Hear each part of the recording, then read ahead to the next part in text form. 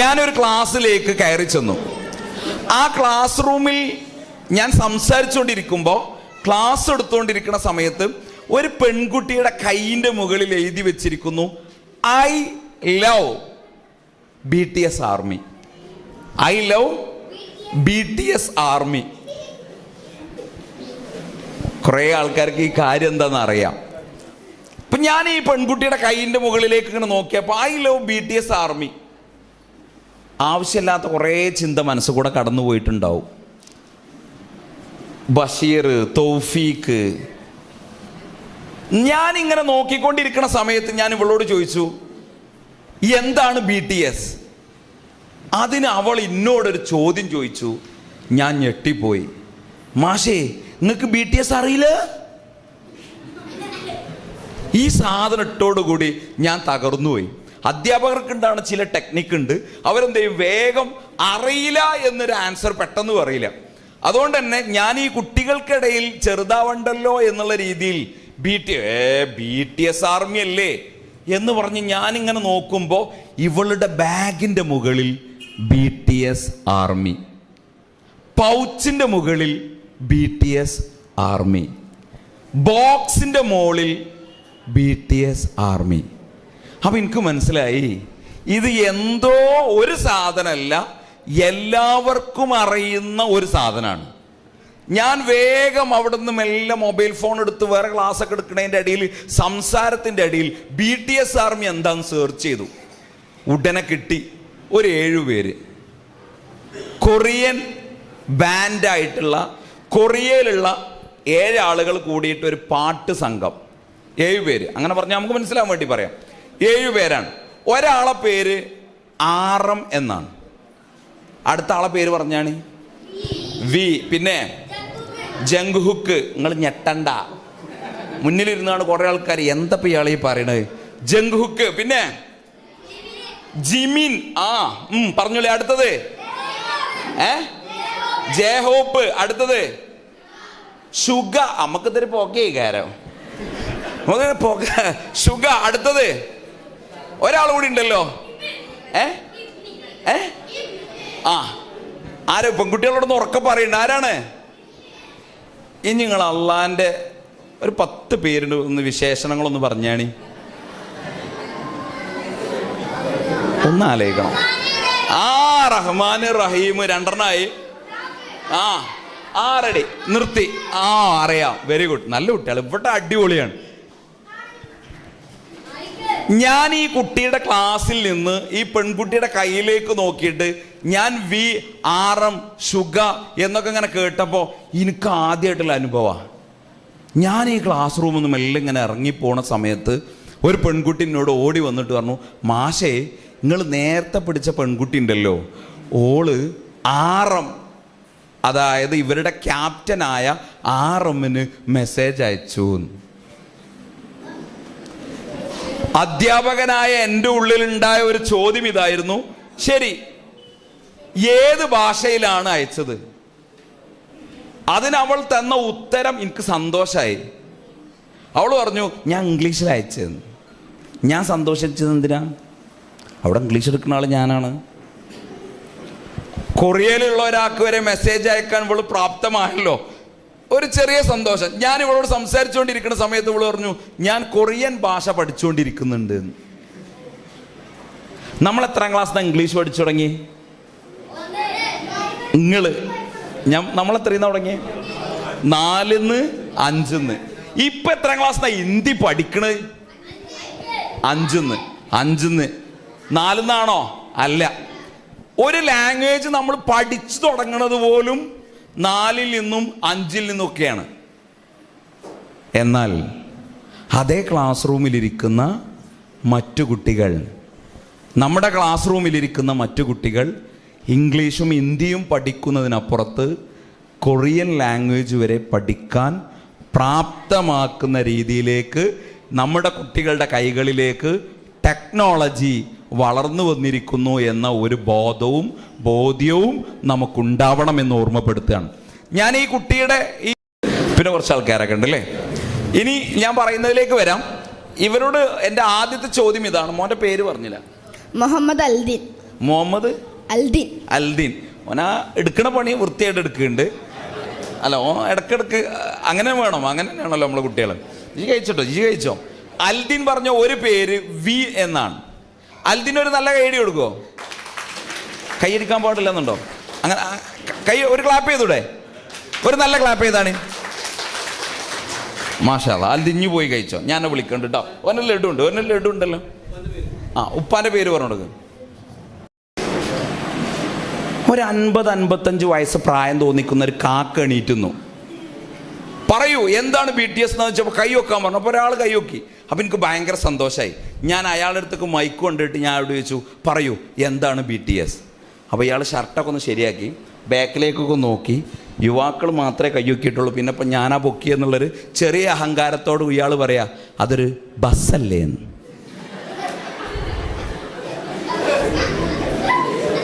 അയാളെ ഞാൻ കുറ്റം പറഞ്ഞില്ല. കാരണം എന്താണെന്നറിയോ? അരീക്കോട് വെറ്റിലപ്പാറ ഓടക്കയം റൂട്ടിൽ പോകുന്ന ഒരു ബസ്സുണ്ട്, PTS. ഈ കറുത്ത തടിച്ച് ഡുണ്ടുവായ ചെങ്ങായി ആ ബസ്സിനെ കുറിച്ചാണ് പറയണമെന്നാണ് ഇയാൾ ഇതുവരെ മനസ്സിലാക്കിയത്. അയാൾ എന്നൊന്നിങ്ങനെ നോക്കി. ഞാൻ ഒന്നും പറഞ്ഞില്ല. ചില ആളുകൾ അതേ നോട്ടപ്പം എന്നെ നോക്കുന്നുണ്ട്. എന്തിനാ ഇയാൾ ഇതിവിടെ പറയണത്? ഇനിയാണ് ഞാൻ പറയുന്നത്. ഒന്നാമത്തെ ഇന്നത്തെ എൻ്റെ സംസാരത്തിൽ ഒന്നാമത്തെ കാര്യം അറിയുക. നമ്മൾ നമ്മളുടെ കുട്ടികളെ പൂർണ്ണമായും അറിയുക. നമ്മുടെ കുട്ടികളുടെ ടെക്നോളജി, അവരുടെ കൈകളിലുള്ള ടെക്നോളജിയും അവരുടെ കൈകളിലേക്ക് വന്നു ചേർന്നിട്ടുള്ള പുതിയ കാലത്തെ വിജ്ഞാനത്തെക്കുറിച്ചും അതുപോലെ തന്നെ നമ്മുടെ നാട്ടിലുണ്ടായ മാറ്റങ്ങളെക്കുറിച്ചൊക്കെ നമുക്ക് കൃത്യമായ ഒരു വിവരമുണ്ടെങ്കിൽ, ഒരു അറിവുണ്ടെങ്കിൽ, ഈ ആളുകൾ, ഈ കുട്ടികൾ നമ്മൾ പറയുന്നത് കേൾക്കും, നമ്മൾ അനുസരിക്കാൻ തയ്യാറാവും, നമ്മൾ പറയുന്നതിന് വില കൊടുക്കാൻ തയ്യാറാണ്. ഇല്ലെങ്കിൽ നമ്മൾ പറയുന്നതൊക്കെ അവർ കേൾക്കും. ഒരു ചെവി കൂടെ കേട്ടിട്ട് മറ്റേ ചെവി കൂടെ അവർ വിട്ടുകളയും. ഒന്നാമത്തെ കാര്യം അറിയുക എന്നുള്ളത് തന്നെയാണ്. പൂർണ്ണമായും നമ്മൾ അറിയാൻ തയ്യാറാവുക. നമ്മുടെ കുട്ടികളെയും നമ്മുടെ രക്ഷിതാക്കൾ പൂർണ്ണമായിട്ടും അറിയാൻ തയ്യാറാവുക. അറിയുക എന്ന പ്രോസസ്സ് നടക്കണമെങ്കിൽ അവരുടെ കൂടെ സമയം ചെലവഴിക്കണം, അവരുടെ കൂടെ ഇരിക്കണം, അവരോട് കഥകൾ പറയണം, അവരോട് പാട്ട് പാടണം, അവരുടെ കൂടെ കളിക്കണം, അവർ പറയുന്നത് കേൾക്കണം.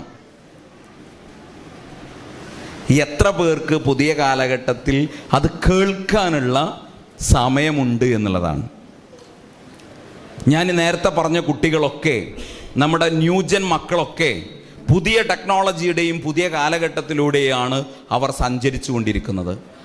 അവരുടെ ഉള്ളിലുള്ള കഴിവുകളെ അവർ തിരിച്ചറിയാൻ, അവരുടെ സ്കില്ലുകളെ അവർ തിരിച്ചറിയാൻ, അവരുടെ സ്ട്രെങ്ത്തുകളെ അവർ തിരിച്ചറിയാൻ പ്രാപ്തമാക്കുന്ന രീതിയിലേക്ക് വേണം നമ്മളുടെ പുതിയ കാലത്തെ വിദ്യാഭ്യാസ രീതി പോലും ചിട്ടപ്പെടുത്തേണ്ടത്.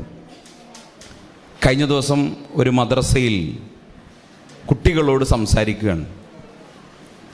മദ്രസയിലെ കുട്ടികളാണ് കൂടുതലുള്ളത്. മതപരമായ കാര്യങ്ങൾ ഇങ്ങനെ പറഞ്ഞു കൊടുത്തു. ആ ചോദ്യങ്ങളും ഉത്തരങ്ങളും ആവർത്തിച്ച് പറഞ്ഞു.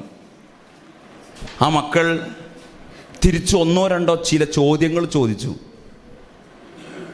ആ ചോദ്യങ്ങൾ പുതിയ കാലത്ത് വളരെ പ്രസക്തമാണ്. പുതിയ കാലത്തെ കുട്ടികളോട് നമ്മൾ സംസാരിക്കുമ്പോൾ കുറച്ചും കൂടിയും ശ്രദ്ധയോടുകൂടി വേണം അവരെ കൈകാര്യം ചെയ്യാൻ. രക്ഷിതാക്കളായ നമ്മൾ നമ്മളുടെ മക്കളോട് സംസാരിക്കുമ്പോൾ ശ്രദ്ധിക്കേണ്ട ചില കാര്യങ്ങൾ. അതോടൊപ്പം എൻ്റെ മുമ്പിലിരിക്കുന്ന അവാർഡുകൾ വാങ്ങി, ഏറ്റവും വലിയ അവാർഡുകൾ വാങ്ങി, ആ അവാർഡ് വാങ്ങിയതിന് ശേഷം അടുത്ത സ്റ്റെപ്പിലേക്ക് കാലെടുത്ത് വെക്കാൻ വേണ്ടി കാത്തിരിക്കുന്ന കുട്ടികളും മനസ്സിലാക്കേണ്ട ചില കാര്യങ്ങളുണ്ട്.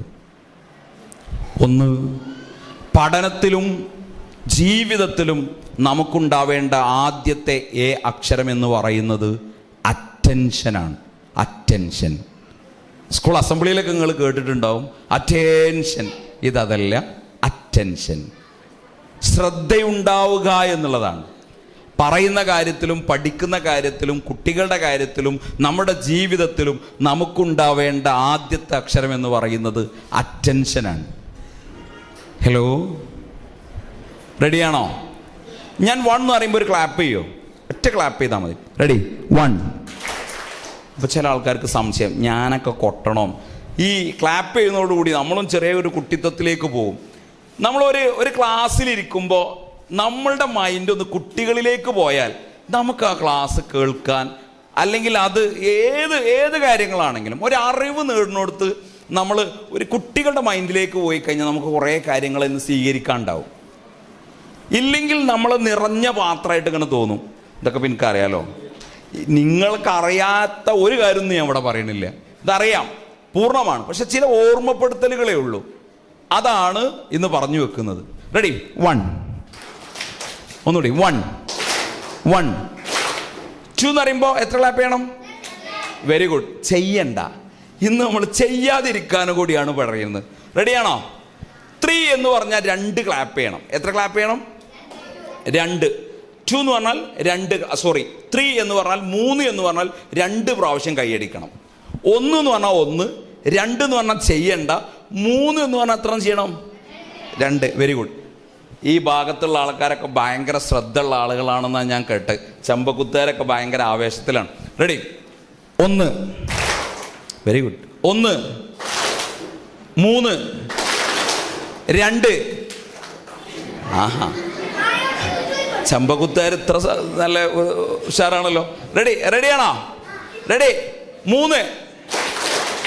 3 എത്ര ക്ലാപ്പാണ്? മറന്നോ? ഇല്ല. മറന്നോ? ഇല്ല. അപ്പൊ 1 എന്ന് പറഞ്ഞാൽ എത്രയാ? 1. 2 എന്ന് പറഞ്ഞാൽ ഇല്ല. 3 എന്ന് പറഞ്ഞാൽ, അപ്പൊ ഞാൻ ഇടയ്ക്ക് ഈ സാധനം തരുവേ, നിങ്ങൾക്ക് ഇത് ഇവിടെ ഉണ്ടോന്ന് അറിയാനാണ്. 1.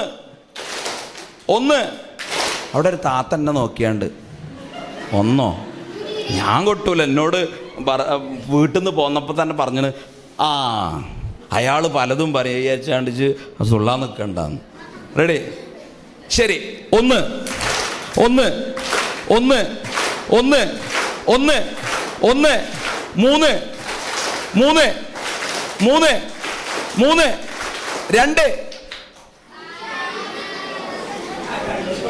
എവിടെ? ബാക്കിലാണോ വിട്ടണേ? കാക്കാര് പറയണം ഞങ്ങൾ കൊട്ടിയില്ല. ഞങ്ങളുണ്ടോ? ഇവരൊക്കെ റെഡിയാണ്. ഞങ്ങൾ കൊട്ടിയില്ല, നിങ്ങളാണ് കൊട്ടണത്. ആരവിടെ ഉഷാർ എന്നുള്ളത് കൂടി അറിയണം. റെഡിയാണോ? ഇന്ന് ഞാൻ പറയുന്ന ആദ്യത്തെ എ അക്ഷരം അറ്റൻഷൻ. Very good. കേട്ടു, തൃപ്തിയായി. അറ്റൻഷൻ എന്ന് പറയുന്നത് ശ്രദ്ധയാണ്. നമുക്ക് ആകെ നമ്മുടെ ജീവിതത്തിൽ പഠനത്തിൻ്റെ കാര്യത്തിലാണെങ്കിലും +2 കഴിഞ്ഞ ആൾക്കാർ ഉണ്ടാവും അല്ലേ? +2 കഴിഞ്ഞ് ഡിഗ്രിക്ക് തിരഞ്ഞെടുത്തവർ, ഇനി 10ാം ക്ലാസ്സിൽ പഠിക്കുന്നവരുണ്ടാവും, SLC കഴിഞ്ഞവരുണ്ടാവും, +1 ജോയിൻ ചെയ്തവരൊക്കെ ഉണ്ടാവും. അവർ അവരുടെ കരിയർ ഡിസൈഡ് ചെയ്യുമ്പോൾ അവർക്ക് നല്ല അറ്റൻഷൻ വേണം. വേണോ? വേണ്ടേ? വേണം. 4ാം ക്ലാസ് മുതൽ, ഇവിടെ 1ാം ക്ലാസ് മുതലുള്ള കുട്ടികളുണ്ട് ഞാൻ മനസ്സിലാക്കണേ. ഇതൊരു വലിയ കുടുംബ സംഘമായിട്ട് എനിക്ക് ഫീൽ ചെയ്യണ്. ചെറിയൊരു അവാർഡ് ദാന ചടങ്ങായിട്ടൊന്നും തോന്നില്ല. എല്ലാം ഉണ്ട്. പുലിയുണ്ട്, മുതലുണ്ട്, എല്ലാ ഐറ്റും ഇവിടെ ഉണ്ട്. ഇയാൾ എന്തായി പറയണമെന്ന് അറിയാൻ തന്നെയാണ് എല്ലാവരും കാത്തിരിക്കുന്നത്. ശരി, ഒന്നാമത്തത് അറ്റൻഷനാണ്, പൂർണ്ണമായ ശ്രദ്ധ. നമുക്ക് അത് നിസ്കാരത്തിൽ ഉണ്ടോ ഇല്ലേ എന്നുള്ളതാണ് എൻ്റെ അടുത്ത ചോദ്യം.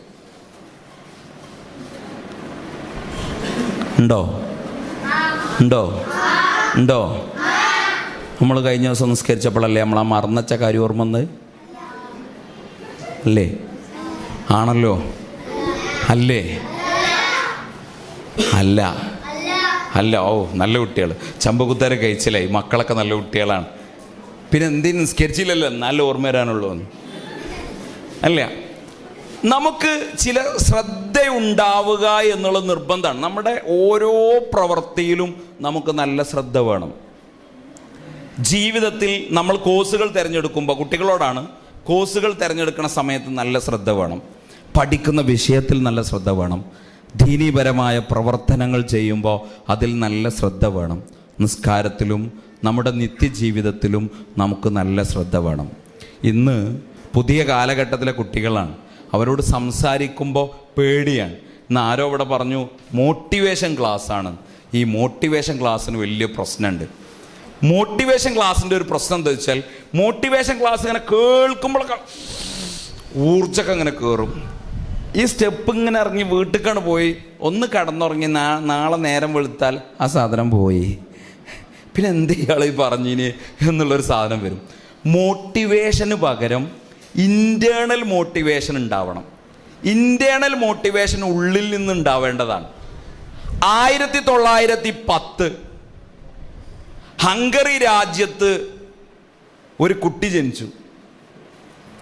ആ കുട്ടിയുടെ ജീവിതത്തിൽ ഉടനീളം ഒരേ ഒരു ആഗ്രഹവും ഒരേ ഒരു സ്വപ്നവും ഉണ്ടായിരുന്നുള്ളൂ. ആ സ്വപ്നം എന്ന് പറയുന്നത് ഷൂട്ടർ ആവുക എന്നുള്ളതാണ്.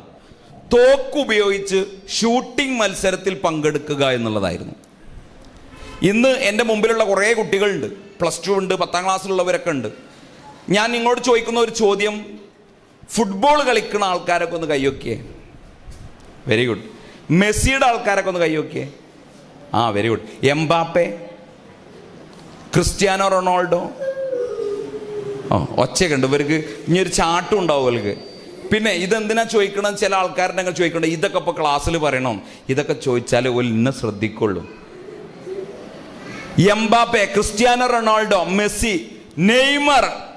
2-3 ഓനൊക്കെ അതിൻ്റെ ആൾ തന്നെയാണ്. നെയ്മർ എന്നൊക്കെ പറഞ്ഞാൽ എവിടുന്നോണാവും ഇങ്ങനെ വന്നുണ്ട് കൈ.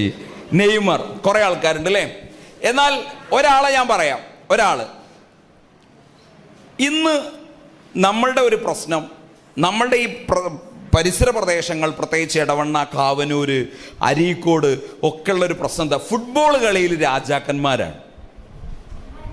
എത്ര പേരെ വേണം ഒരു ഫുട്ബോൾ കളിക്ക്? 11 മാക്സിമം. ഇനി സബ്സ്റ്റിറ്റ്യൂട്ടൊക്കെ ഇട്ട് ഒരു 5 പേരെയൊക്കെ കൂട്ടാം. കാവനൂരിൽ അല്ലെങ്കിൽ എടവണ്ണയിൽ ചമ്പക്കുത്ത് മാത്രം 11 പേരുള്ളൂ ഈ കളി കളിക്കാൻ? അല്ല.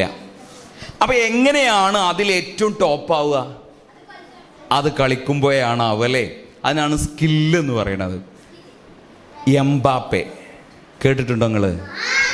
അദ്ദേഹത്തിൻ്റെ കരിയർ വേൾഡ് കപ്പിൽ 2018 അയാൾ പന്ത് തട്ടാൻ ഇറങ്ങുമ്പോൾ അയാളുടെ പ്രായം 18 വയസ്സ്. 18 വയസ്സ്. എംബാപ്പെ എന്നറിയപ്പെടുന്ന വേൾഡ് ഫുട്ബോളർ വേൾഡ് കപ്പ് കളിക്കാൻ വേണ്ടി ഗ്രൗണ്ടിലേക്ക് ഇറങ്ങുമ്പോൾ അയാളുടെ പ്രായം 18 വയസ്സ്. പുതിയ കാലത്ത് ചെമ്പക്കുത്തുള്ള 18 വയസ്സുള്ള ആളോട് നിങ്ങളൊന്ന് ചോദിക്കുക, എന്താവാൻ ആഗ്രഹം? അങ്ങനെയൊന്നുമില്ല. എന്തിനാ പഠിക്കണേ? ഇവിടെയാണ് നമുക്കുണ്ടാവേണ്ട ഏറ്റവും മർമ്മപ്രധാനമായ കാര്യം, ഒരു ഗോൾ ഉണ്ടാവുക എന്നുള്ളതാണ്.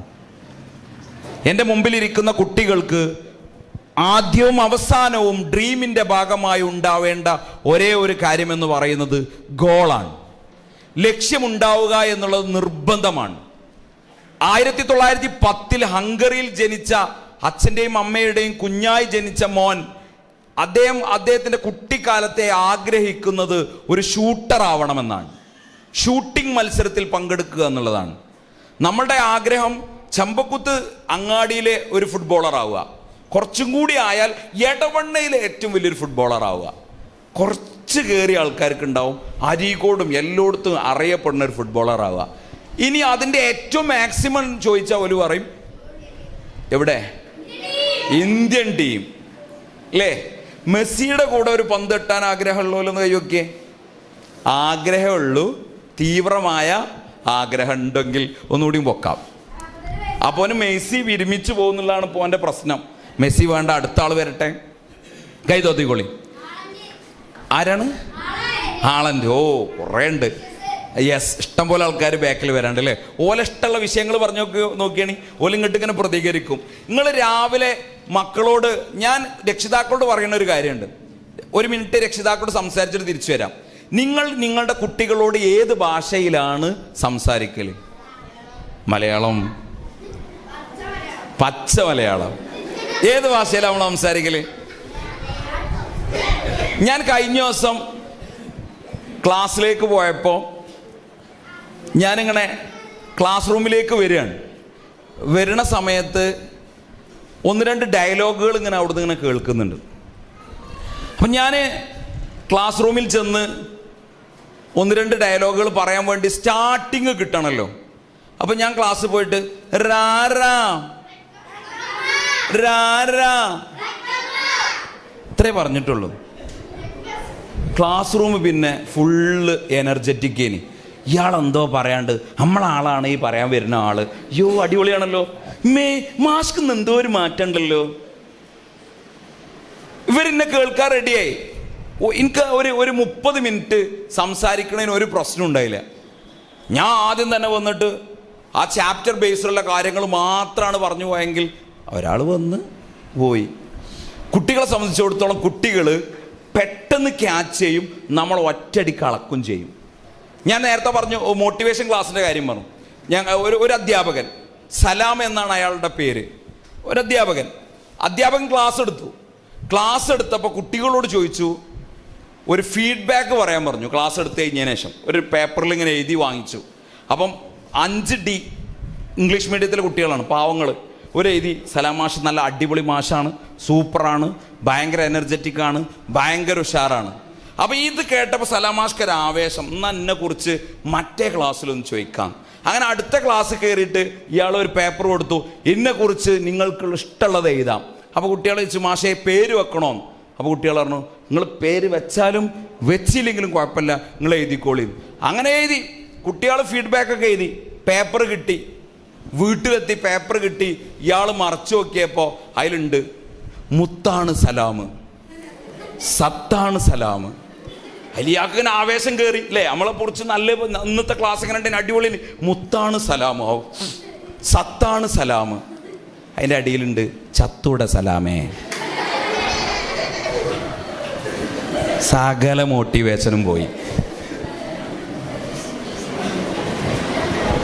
രക്ഷിതാക്കൾ മക്കളോട് സംസാരിക്കേണ്ട രീതിയിൽ ഏറ്റവും മർമ്മപ്രധാനമായ കാര്യം, ഓലോട് നമ്മൾ സംസാരിക്കണതിന് ഒരു ടൂണും ഓൽക്ക് ഇഷ്ടമുള്ള ചില വാക്കുകളൊക്കെ പറഞ്ഞ് നമ്മൾ സംസാരിക്കുകയും അഭിനന്ദിക്കുകയും ചെയ്യുക. ഞാൻ നേരത്തെ പറഞ്ഞ ഒന്നാമത്തെ കാര്യം അറ്റൻഷൻ ആണെങ്കിൽ, രണ്ടാമത്തെ കാര്യം അപ്രീസിയേഷനാണ്. എന്താണ് അപ്രീസിയേഷൻ? അഭിനന്ദിക്കുക. രക്ഷിതാക്കൾ കുട്ടികളെ എങ്ങനെയാണ് അഭിനന്ദിക്കേണ്ടത്? അവരുടെ ഭാഷയിലായിരിക്കണം. ഇപ്പം ഞാൻ എൻ്റെ മോൻ അർഷദ് ഖാനോടൊക്കെ എന്തെങ്കിലുമൊക്കെ ഒരു ഫുഡൊക്കെ കഴിച്ചാൽ ഞാൻ ഓനോട് എങ്ങനെ ഉണ്ട് ചോദിക്കും. അപ്പോൾ അവൻ പറയും പൊളിയാണ് പറയും. അപ്പം ഞാൻ അവനോട് പറയും ഇന്നത്തെ ഫുഡ് പൊളിയാണ്. ഒരു 20 കൊല്ലം മുമ്പ് പൊളിയാണ് പറഞ്ഞ എന്താ അവസ്ഥ? ചെമ്പക്കുത്ത് മദ്രസ് പൊളിയാണ് എന്ന് പറഞ്ഞാൽ 20 കൊല്ലം മുമ്പുള്ള അർത്ഥം എന്താ? പൊളിഞ്ഞിക്കണ്, ആണ്ടാരും പോണ്ടെന്നാണ്. ഇപ്പോ നമ്മൾ ചോദിക്കണം ചെമ്പക്കുത്ത് മദ്രസ ഉണ്ട്, ചെമ്പക്കുത്ത് മദ്രസ് പൊളിയാണ്. എന്താ അർത്ഥം? ഉഷാറാണ്. എത്ര പെട്ടെന്നായി സാധനം മാറിയേ. നമ്മളുടെ കാലത്ത്, കുട്ടിക്കാലത്ത് നമ്മൾ തള്ളുക എന്നൊക്കെ പറയില്ലേ, നമ്മൾ തള്ളുക എന്നൊക്കെ പറഞ്ഞാൽ എന്തേനി? നമ്മളൊരു വണ്ടി കുടുങ്ങി, ഞാൻ ആ വണ്ടി തള്ളിയാ വരുന്നതെന്ന് പറഞ്ഞാൽ, തള്ളിയാണ് വരുന്നതെന്നൊക്കെ പറഞ്ഞാൽ കുട്ടികൾ ഓ പാവട്ട മാഷ, അല്ലെങ്കിൽ ഓ ഭയങ്കര പ്രശ്നത്തിലേനി, തള്ളിയിട്ടാ വരുന്നത്. ഇന്നത്തെ കുട്ടികളോട് ഞാനടാ വണ്ടി കേടുന്ന്, വണ്ടി തള്ളിയാ വരുന്നത് പറഞ്ഞാൽ കുട്ടികൾ ചിരിക്കും. കാരണം തള്ളിൻ്റെ അർത്ഥം മാറി. തള്ളിൻ്റെ അർത്ഥം എന്താ? വിടുക. പുതിയ കാലത്ത് തള്ളു എന്ന് പറഞ്ഞാൽ മാഷ് ബാപ്പ ഭയങ്കര തള്ളാണ് പറയും. കുട്ടികളുടെ ഭാഷന് മാറി, ലാംഗ്വേജ് ഭയങ്കര മാറ്റം ഉണ്ടായത്. ഞാൻ എൻ്റെ ഭാര്യൻ്റെ പുറത്ത് ഇന്നലെ ഇങ്ങനെ തട്ടി മീൻസ് ഇങ്ങനെ പുറത്തിങ്ങനെ തട്ടി. അപ്പം എൻ്റെ മോൻ പറയട്ടോ, ഉപ്പച്ചി സീനാവട്ടോ. നിങ്ങൾക്ക് മനസ്സിലായോ? ഉപ്പച്ചി സീനാവട്ടോ. സീന് ഇവ അംഗനവാടി പോണുള്ളൂ, ഇവ എന്നോട് പറയാം സീനാവട്ടോ. എവിടുന്നാണ് ഈ സാധനം ഈ കുട്ടികൾക്ക് കിട്ടണമെന്ന് വരെ കേട്ട് നമ്മൾ ഞെട്ടിപ്പോവും. അപ്പം നമ്മൾ നമ്മളുടെ കുട്ടികളോട് അവരുടെ ഭാഷയിൽ അഭിനന്ദിക്കാൻ തുടങ്ങിക്കഴിഞ്ഞാൽ അവർ നമ്മളിലേക്ക് കുറച്ചുകൂടി അടുക്കും. ചില കാര്യങ്ങൾ അവരോട് പറയേണ്ടത് അവർക്കിഷ്ടമുള്ള രീതിയിലാണ്. കുട്ടികൾക്ക് ഏറ്റവും വെറുപ്പുള്ളൊരു കാര്യം പറഞ്ഞോളി. പിന്നെ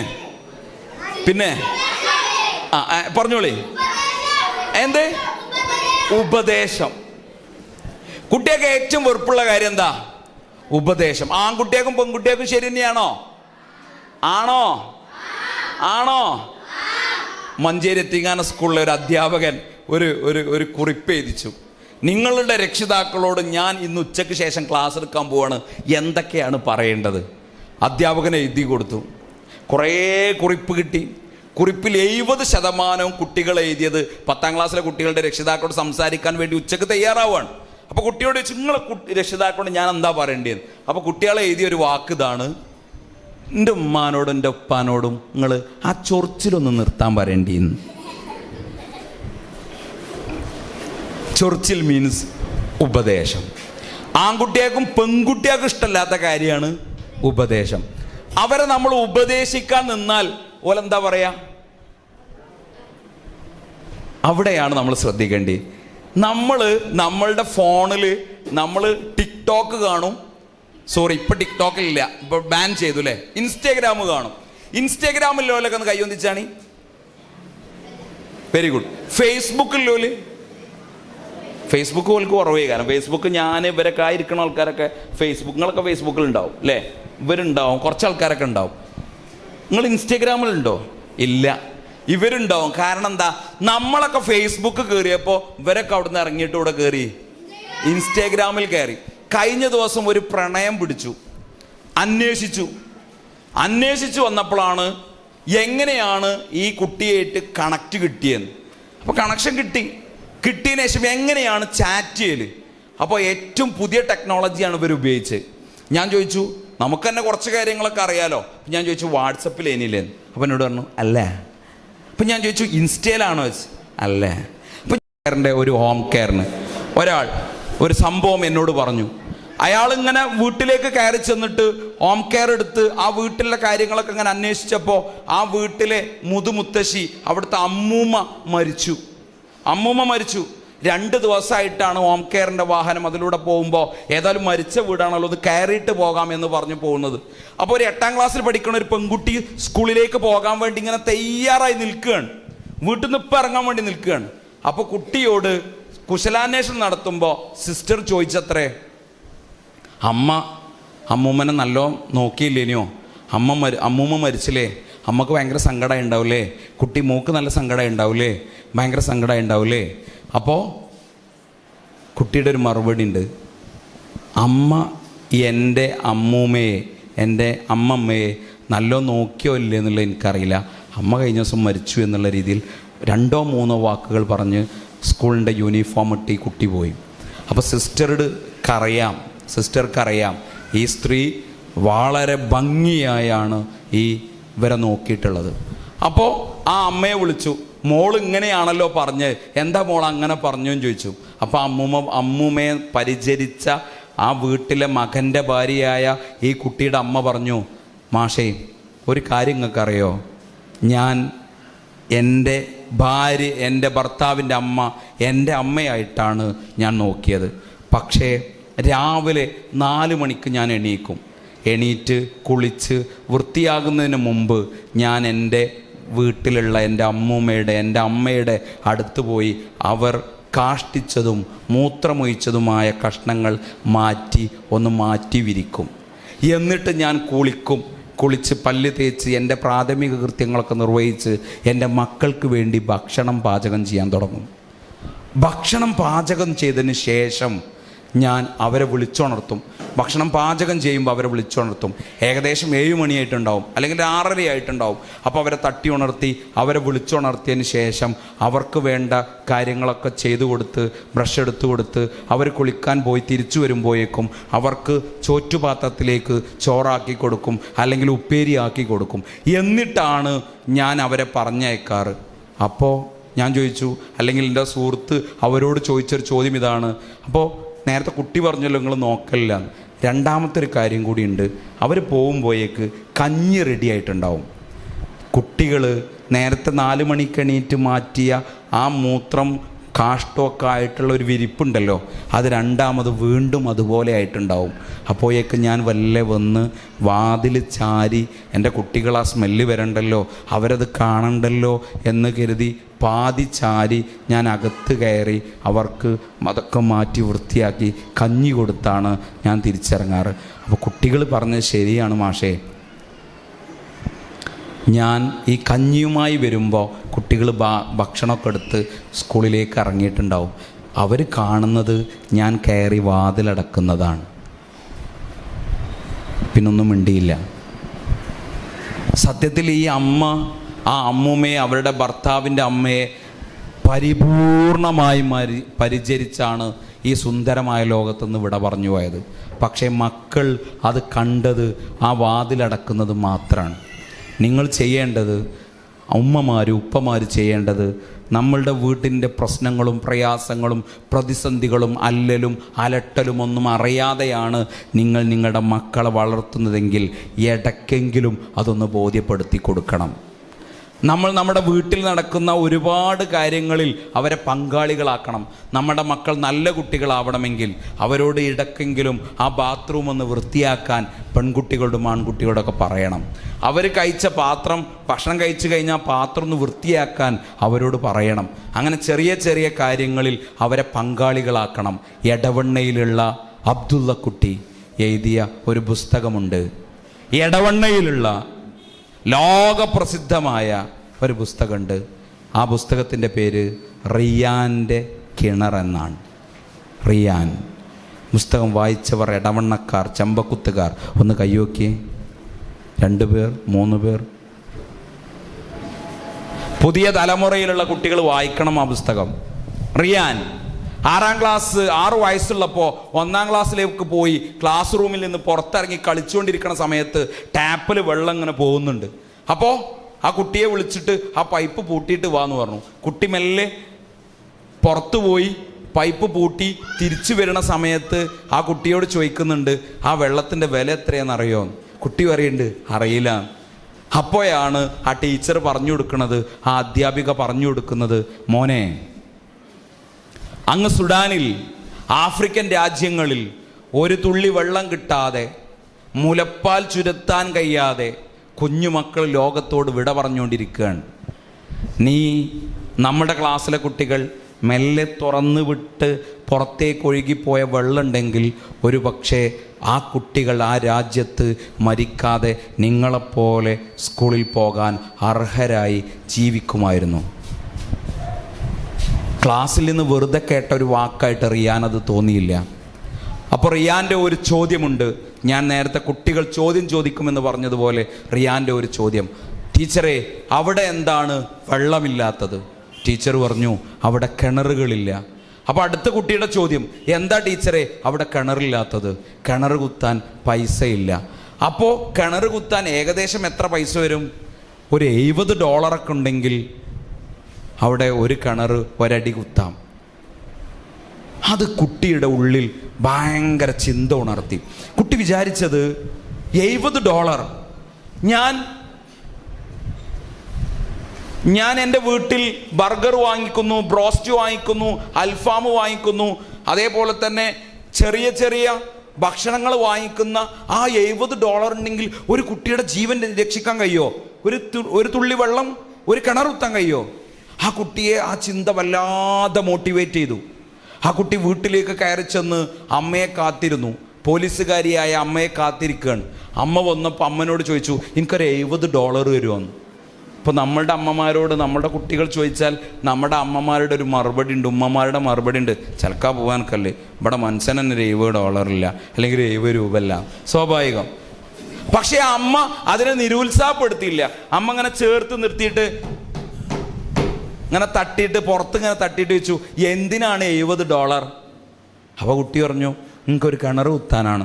കിണർ കുത്തേ? അതെ, ആഫ്രിക്കയിൽ എനിക്കൊരു കിണർ കുത്തണം.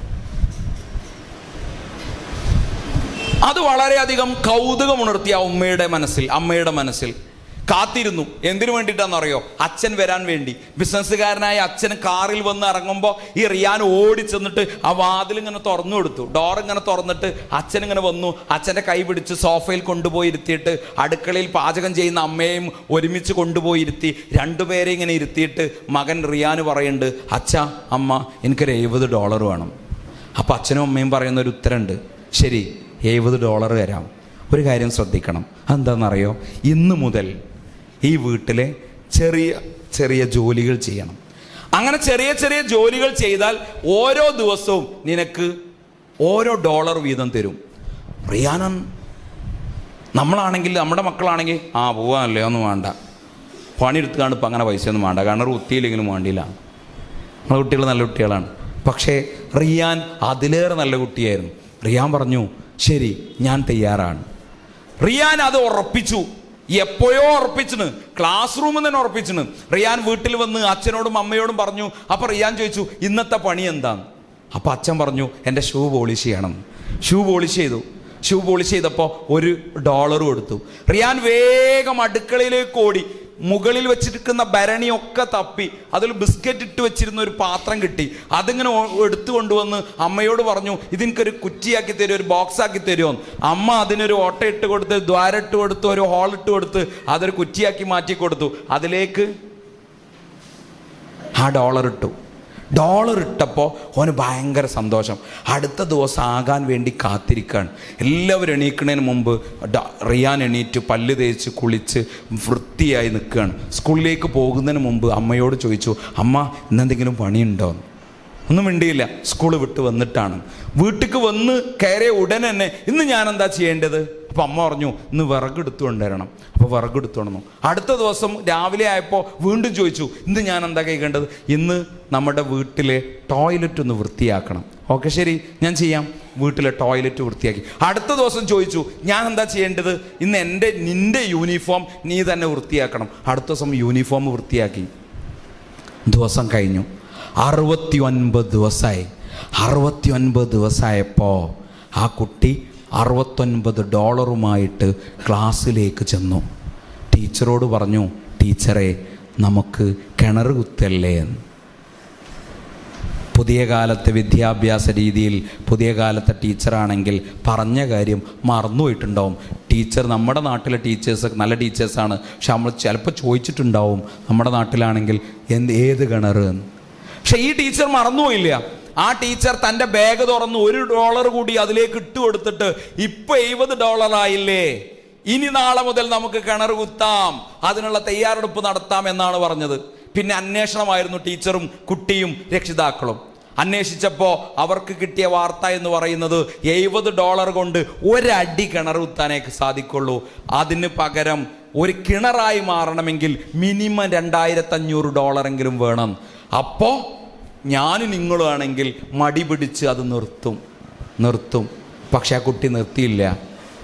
റിയാൻ വെൽ ഫൗണ്ടേഷൻ എന്നറിയപ്പെടുന്ന കിണർ കുത്തി കൊടുക്കുന്ന ഒരു സംഘടനയുടെ ഓഫീസിലേക്ക് അച്ഛനും അമ്മയും ഈ ടീച്ചറും കുട്ടിയൊക്കെ ആ ഓഫീസിലേക്ക് കയറി ചെല്ലുകയാണ്.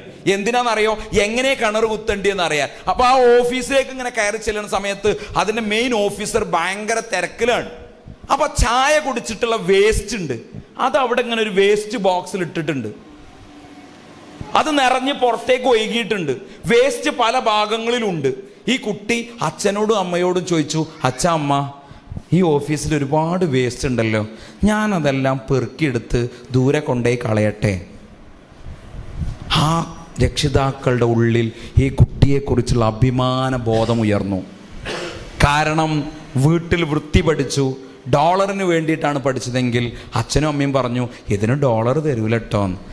കുട്ടികളോട് അച്ഛൻ പറഞ്ഞപ്പോൾ അച്ഛനോട് മറുപടി കൊടുത്തെന്നറിയോ? അച്ഛാ $1 വേണ്ട. പക്ഷെ ഇതിങ്ങനെ കണ്ടിട്ട് എൻ്റെ മനസ്സിനൊരു പ്രശ്നം. ഈ കുട്ടി ഈ വേസ്റ്റൊക്കെ അവിടെ നിന്ന് വാരിയെടുത്ത് ആ വേസ്റ്റ് ബോക്സ് പുറത്ത് കൊണ്ടുപോയി ഇങ്ങനെ കളയണ സമയത്തെ ഓഫീസ് റൂമിലിരിക്കുന്ന ഓഫീസർ ജനൽപ്പാളികളിലൂടെ ഈ ചിത്രം കണ്ടിട്ട് അടുത്തത് അവരെ വിളിക്കുമെന്ന് പറഞ്ഞു. അവരെ വിളിച്ചു. കുട്ടിയോട് ചോദിച്ചു എന്തുകൊണ്ടാണ് നീ ഇവിടെയുള്ള വേസ്റ്റൊക്കെ കൊണ്ടുപോയി കളഞ്ഞത്? അപ്പോൾ കുട്ടി പറഞ്ഞു സർ എനിക്കൊരു കിണർ കുത്തണം. എൻ്റെ അധ്യാപിക എന്നോട് പറഞ്ഞതാണ് എനിക്കൊരു കിണർ കുത്തണം, പക്ഷേ അതിന് $25,000 വേണമെന്നാണ് ഞാൻ കേട്ടത്. 2500 നിന്ന് $25,000 എന്നെ സഹായിക്കാൻ ആരെങ്കിലും ഉണ്ടോ എന്നറിയാനാണ് ഞാൻ ഈ ഓഫീസിലേക്ക് വന്നത്. ഉടനെ ആ ഓഫീസർ തൻ്റെ കയ്യിലുണ്ടായിരുന്ന പൈസ എടുത്തു കൊടുത്തു. പത്രമാധ്യമങ്ങളിലൂടെ പരസ്യം വന്നു. ഈ കുട്ടിയെക്കുറിച്ച് ലോകം ശ്രദ്ധിക്കാൻ തുടങ്ങി. ആ കുട്ടിയുടെ അച്ഛൻ്റെ അച്ഛൻ മുതുമുത്തച്ഛൻ അതിന് പൈസ അയച്ചു കൊടുത്തു. ലോകം ആ കുട്ടിയിലേക്ക് ചുരുങ്ങി.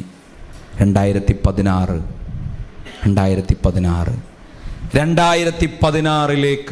നമ്മൾ കാലെടുത്ത് വെച്ചപ്പോഴേക്കും ആ കുട്ടിയുടെ നേതൃത്വത്തിൽ ഒരു ഫൗണ്ടേഷൻ ഉയർന്നു വന്നു.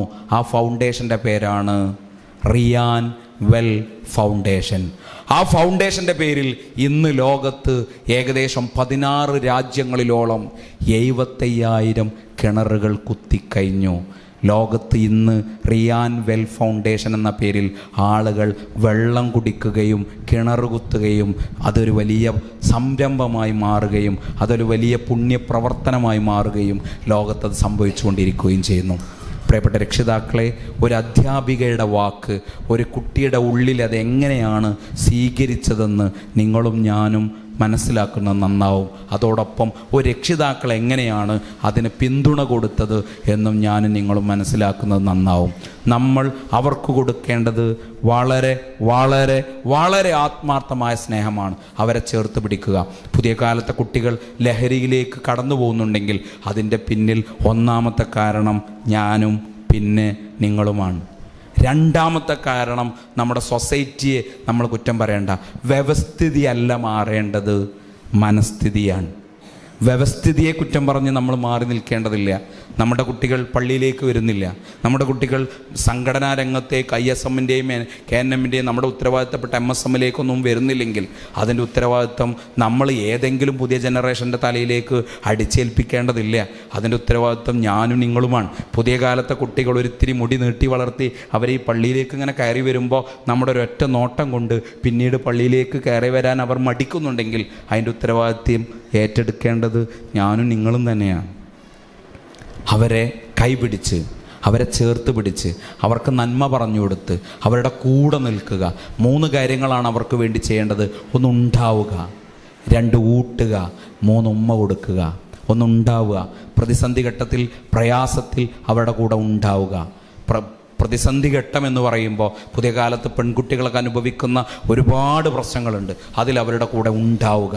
2 ഊട്ടുക, നമ്മുടെ വീട്ടിൽ ഒരു ഉരുളയെങ്കിലും നമ്മുടെ മക്കൾക്ക് വാരിക്കൊടുക്കാനുള്ള ഒരു ഊട്ടുക എന്ന പ്രോസസ്സിലേക്ക് നമ്മൾ കടന്നു വരിക. 3 ഉമ്മ കൊടുക്കുക. ഉമ്മ കൊടുക്കുക എന്നുള്ളത് ഒരു മാജിക്കൽ വേർഡ്സാണ്, മാജിക്കൽ പ്രോസസ്സാണ്. ഉമ്മ കൊടുക്കുക. ഉണ്ടാവുകയും ഊട്ടുകയും ഉമ്മ കൊടുക്കുകയും ചെയ്യുമ്പോഴാണ് നമ്മൾ നമ്മുടെ മക്കളുടെ ഏറ്റവും നല്ല മക്കളായി മാറുന്നത്, ഏറ്റവും നല്ല രക്ഷിതാവായി മാറുന്നത്. അതിലൂടെ അവരെ നമ്മളിലേക്ക് കൊണ്ടുവരാനും അവരെ നമ്മളുടെ മക്കളാക്കി മാറ്റാനും സാധിക്കുമ്പോഴാണ് നമ്മുടെ ജീവിതം വിജയിക്കുന്നത്. നമ്മൾ ജീവിക്കേണ്ടത്, നമ്മൾ ജീവിച്ച് കാണിച്ചു കൊടുക്കേണ്ടത്, നമ്മളുടെ ജീവിതത്തെ നമ്മൾ കാണിച്ചു കൊടുക്കേണ്ടത് നമ്മുടെ രക്ഷിതാക്കളെ നമ്മുടെ ഉമ്മയോടും നമ്മുടെ ഉപ്പയോടുമുള്ള പെരുമാറ്റത്തിലൂടെയാണ്. ചില ഭാര്യമാർ അവർ പറയും എൻ്റെ ഉമ്മയല്ലല്ലോ. ആണ്, ഭർത്താവിൻ്റെ ഉമ്മ നമ്മുടെ ഉമ്മയാണ്. ചില ഉപ്പമാർ പറയും അതെൻ്റെ ഉമ്മയല്ലല്ലോ, ഭാര്യൻ്റെ ഉമ്മയല്ലേ, അമ്മായിമ്മ എന്നുള്ള പേരിലേക്കൊക്കെ നമ്മളങ്ങ് ചുരുക്കിക്കളയും. അത് നമ്മുടെ ഉമ്മയാണ്. നമ്മുടെ ഭാര്യയുടെ ഉമ്മ എന്ന് പറയുന്നത്, ഭാര്യയുടെ ഉപ്പ എന്ന് പറയുന്നത് നമ്മുടെ ഉപ്പയാണ്, നമ്മുടെ ഉമ്മയാണ്. ഭർത്താവിൻ്റെ ഉമ്മയും ഉപ്പയും നമ്മുടെ ഉമ്മയും ഉപ്പയുമാണ്. അത് തിരിച്ചറിയുമ്പോൾ നമ്മുടെ കുട്ടികളെ അതിലേക്ക് ചേർത്ത് നിർത്തുക. റിയാൻ്റെ കിണർ കുത്താൻ ആ അച്ഛനമ്മമാർ ഒരുമിച്ച് നിന്നുകൊണ്ടാണ് ലോകത്തിൽ ചരിത്രമുണ്ടായത്. നമ്മുടെ ജീവിതത്തിന് ഒരു പർപ്പസ് ഉണ്ടാകുക എന്നുള്ളത് നിർബന്ധമാണ്. ഈ സുന്ദരമായ ലോകത്ത് ജീവിച്ച് മരിച്ച് അങ്ങനെ പോകേണ്ടവരല്ല നമ്മൾ, അടയാളപ്പെടുത്താനുള്ളതാണ്. ഈ പള്ളി ഉണ്ടാക്കിയതിൻ്റെ പേരിൽ, ഈ മദ്രസ ഉണ്ടാക്കിയതിൻ്റെ പേരിൽ ലോകത്ത്, ഈ സുന്ദരമായ ലോകത്ത് ജീവിച്ച് തീർത്തപ്പോൾ അവർ അടയാളപ്പെടുത്തി പോയവരാണ് മുൻഗാമികൾ. ആണോ അല്ലേ? ഇന്ന് 6 അടി മണ്ണിലായിരിക്കും അവർ, പക്ഷേ അവർ ജീവിതത്തെ അടയാളപ്പെടുത്തിയവരാണ്. ഇവിടെ ഒരു സൽപ്രവൃത്തി, ഒരു നന്മയുള്ള പ്രവൃത്തി ചെയ്തു വെച്ചവരാണ്. നിങ്ങൾ ഇന്ന് ഈ അവാർഡ് ദാനം സംഘടിപ്പിക്കുമ്പോൾ നിങ്ങൾ ചെയ്യുന്ന ഏറ്റവും നന്മയുള്ള പ്രവർത്തനം എന്താണെന്നറിയോ? ഈ കുഞ്ഞു മക്കൾക്കൊരു അവാർഡ് കിട്ടുമ്പോൾ നമുക്ക് ചിലവ് ഏകദേശം ഒരു 500-600 രൂപയായിരിക്കും, അല്ലെങ്കിൽ ഒരു 10-200 രൂപ, 1-2 ലഡു. പക്ഷേ ഇതിന് സഹായിച്ച ആൾക്കാർ ഒരുപാട് പേരുണ്ട്. നിങ്ങൾ KMCCക്കാർ, നിങ്ങൾ നേരത്തെ വിളിച്ച പിന്നെ ഒരുപാട് പ്രവാസിൻ്റെ ആളുകൾ, നാട്ടിലെ കാരണന്മാർ, അവർ കൊടുത്തത് ഒരു ലഡു ആയിരിക്കും. ഒരു പക്ഷേ ഒരു 6 രൂപ, ഒരു 10 രൂപ, ഒരു 100 രൂപ, ഒരു 500 രൂപ. പക്ഷെ നിങ്ങൾ ചെയ്തത് എന്താണെന്നറിയോ? ഒരു വിത്തിടലാണ്. ഏതാണ് ആ വിത്ത് എന്നറിയോ?